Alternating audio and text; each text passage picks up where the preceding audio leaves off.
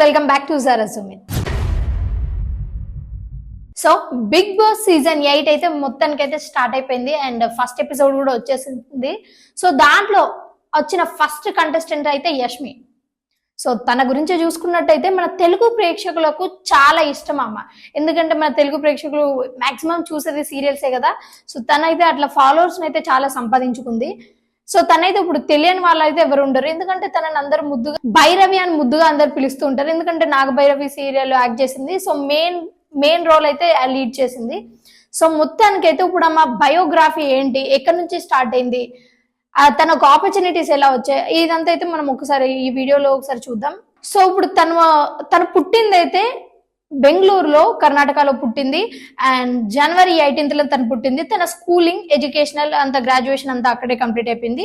So తన career starting ఎట్లా start అయింది అంటే మోడలింగ్ తోనే స్టార్ట్ అయింది. అండ్ 2016